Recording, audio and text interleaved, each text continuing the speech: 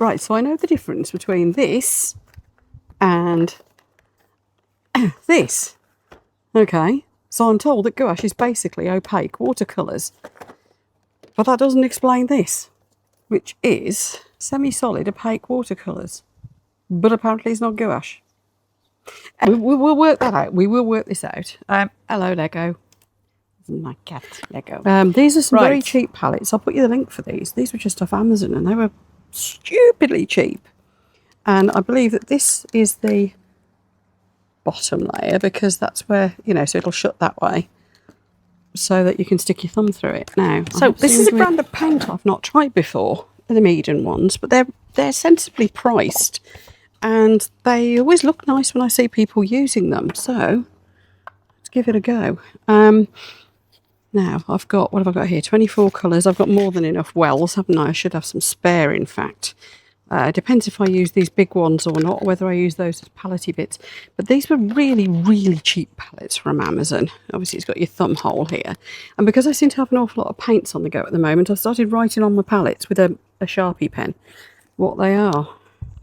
So that's my plan. We'll fill up these palettes and we'll have a play and see if we can find the explanation for what these opaque watercolours that aren't gouache are supposed to be. They're Famui ones, but we'll, yeah, anyway, let's work our way through. The Meaden set, as you can see, it's got 24 in it. I think this was the biggest set I could find. And I'm going to go in order. Weirdly, it has got a white. Yep, they're already open. So I'm just going to go through and squidge some into each one. I've got a bad habit of overfilling, so I'm just going to put like half fill. That's nice and watery. When I say nice and watery, it means it'll self-level itself a bit in my palette. It will crack as it dries, always does, but this does make it easy. I used to try and fill the palettes right up, which clearly is not necessary. Ooh, nice consistency. I'll carry on. Watch if you want. Whiz forward if you don't want to. I just find this bit of paint admin rather therapeutic.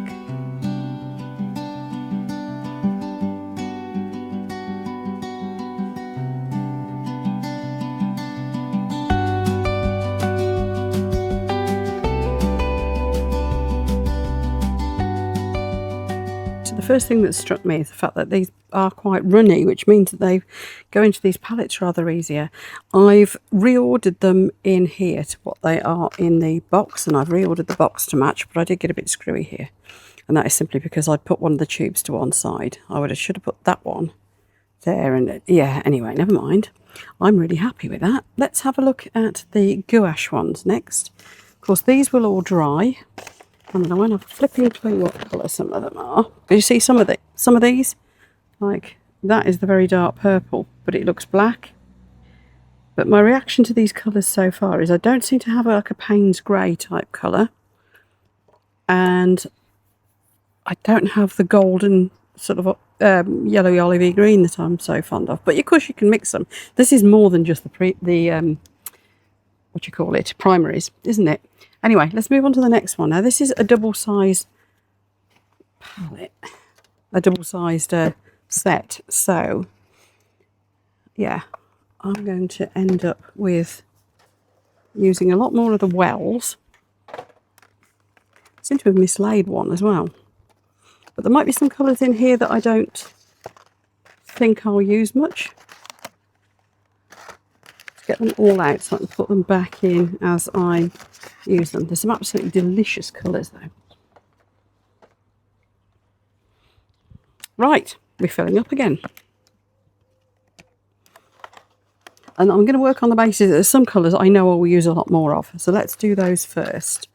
It's going to be the browns and greens because I do a lot of landscapey stuff. And look at that colour range. So these are gouache.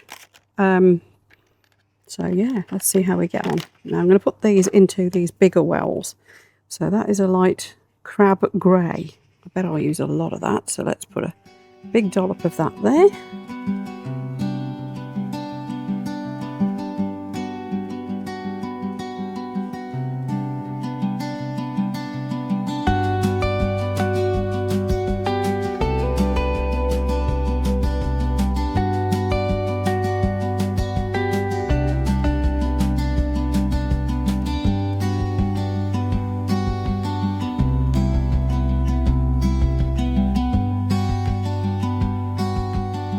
Okay, so first impressions of these. I think I've got most of the colours out. Did you see the bit where I dropped the lid off one of them in the paint? I think I've got most of the colours out. I put a bigger amount of the greens and the browns that I know I'll use more, and Naples yellow. There's a few colours here that I don't know if I use much. There's like a fluorescent green and a fluorescent pink. There actually are a few more colours that I haven't put out. That isn't the entire 48. But they're nice creamy colours. I'm wondering if they'll self-level like the watercolours did. I do that a few times. I think they might. Nice, aren't they? There's our gouache. As you can see, I've managed to get a much more solid colour at the left-hand end. And hopefully we should be able to layer that up as well. Now, what is the difference between that and these semi-solid opaque watercolours? I'm going to go back. If I got more, these are muted colours. Look, I've been playing with these. Obviously, I find them absolutely beautiful to use. But what's the difference? I need to find some more muted colours to try and do the same. Already with the watercolours and the gouache, you can see that you can build up a fairly solid colour with the watercolours, but it is still transparent. Look, this is the second coat. And it's still transparent, even almost neat paint. Look, this orange is going to be quite stainy. Can you re-wet it and bring it across again? Yep, you can. Yeah, you see the colour can still pull out. Should still do that with the gouache though.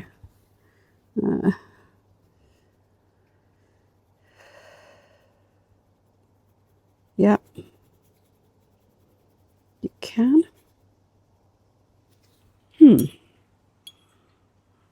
Now I am getting the puddle effect around the edge of these, which is something I do tend to get with watercolours and not with other paints. And it's usually when I've got too much water in it. Yeah, this is granulating slightly. Interesting. Where are we going next? I haven't got a bright colour to do a comparison. I think what I need to do now is let them dry and we'll see what the white does. Now I haven't got a white in here, but I have got some very pale colours. So let's let them dry out and I'll be back with you shortly. Okay, these are all drying out now. It's warm here. I'm out in the garden. And I can see I've got very watercolour-like effects here. It's soft. It blends it, and the area where I lifted, that's worked. Actually, let's try a bit of lifting on just wet. What colour is this? This should be a very dark blue. Oh, that's nice. Right, let's try lifting on that. Because I am just trying the paints out as well as trying this comparison to try and work it all out.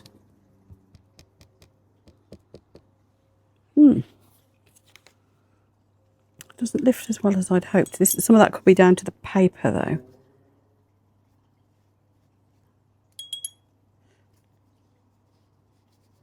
And also some paints do lift better than others. It depends how much pigment and staining. Some pigments stain more than others. Interesting. Anyway, so what I'm seeing so far is the watercolours are actually very nice. I got a fairly solid block of colour with the two pretty colours here, particularly the orange. It's unusual to see colours as vivid as that in watercolour, I find. Now, the opaque watercolour and the gouache, as you can see, I've got a fairly solid chunk of the colour there in the gouache. And I bet if I put another layer over it, it will become more so. Whereas the watercolour stays transparent. So that's a fairly solid block of colour, isn't it? It's still very watercolour-like to me, though. It could be user error, of course. Now, the Famui paints that are opaque watercolour seem to have the creamy flow of a watercolour. They definitely granulate if you put enough water in them. See the textures that are coming through here? Which the gouache isn't really. And I'm not getting quite such a smooth. You see where the water comes in? You're getting more of the texture of the paper through, whereas with more water the watercolour smooths out. It's just interesting, isn't it? Okay, let's grab a bit of white. Now first of all, this is white watercolour, which is weird because white, you don't typically use white with watercolours because it's not, being a watercolour, it's not opaque. However, look at that. That is a surprisingly opaque white watercolour. Maybe they've gone for a white gouache because in with the watercolours, because they know that this is a thing that we tend to reach for gouache when we want white. You can see it's blending with the pink, but if I don't mess with it, it is really quite white. That's interesting. Okay, I mean, I'm not mixing any water in with this, so this is a darker colour. There's a bit of water on my brush, but what I mean is I'm not really wetting it down. Interesting. So that's more white than I expected, but that's the white from the watercolour set. Let's try the white from the gouache. Now this is meant to be proper white. I mean, we very often reach for gouache, don't we, when we want a proper white. Okay, that's very white. Let's just see with a bit of damp on my brush, can I blend it? Yep.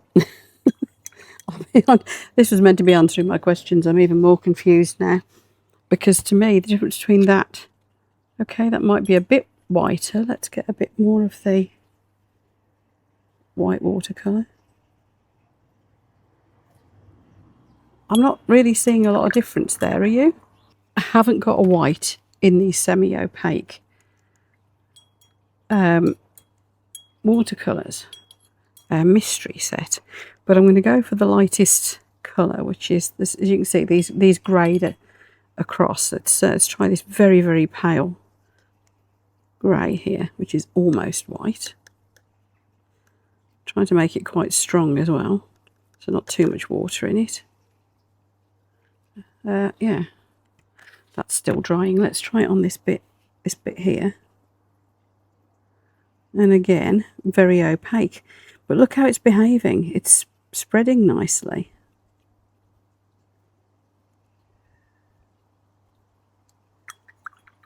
I'm getting a smoother finish. I expected the gouache to be the smoother finish. So this stuff has got the feel. Let's try blending. The feel of the watercolour. The potential to granulate. See that texture? See how it's granulating? You're getting that like almost organic looking effects. The gouache, you don't get, you can get a more opaque colour, we knew that, but you get the texture of the paper, so that's a whole different feel to that. So there is a difference. And then of course we've got our watercolours, which the normal watercolours, which as you would imagine, you get a much smoother fine wash with it if you compare that and that. Ooh, let's bring you in shot, sorry. So with the actual watercolour, yes, it's more translucent, and you get a much smoother wash look. You see you've got the texture there, and then the semi-opaques, you've got this chalky finish, which is more like you get from the gouache, but it will granulate. Nope, still confused. I think if you want the smoother effects with the washes, then you're going to be looking at the watercolours, aren't you? There's our watercolours look. But with both these sets, the whites are opaque, more like a gouache. And the gouache is, yeah, easier to get a more solid colour with most of them, although the orange I would say is close. Doesn't wash out quite as smoothly. Has this answered the question? I don't know if it has. People keep telling me that what opaque watercolours are gouache. For Muti tell me, no they're not. It's a different thing.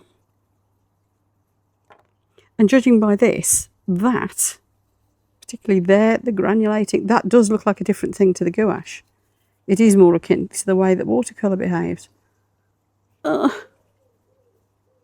know when they say make a video to answer a specific question? Don't know if I have. Anything else you want me to muck about with, folks? I'll let you know if I get any more answers on this. Obviously, I'll be doing painting with all these. So far on this channel, it's been just watercolours. I do plan to have a go with these gouache paints, especially these silly bright neon colours and things. And yeah, what can I say? So if you'd like to know when I've got some more videos out, just, subscribe down here. And if you'd like to drop me a like, I'd very much appreciate it. What are your thoughts? That's what the comments section's for. Talk to me, people. What do you think of these paints? What do you think the difference is? I'll see you for the next one. There'll be a link coming up here shortly. I reckon you'll like that one too, so I'll see you over there. Bye.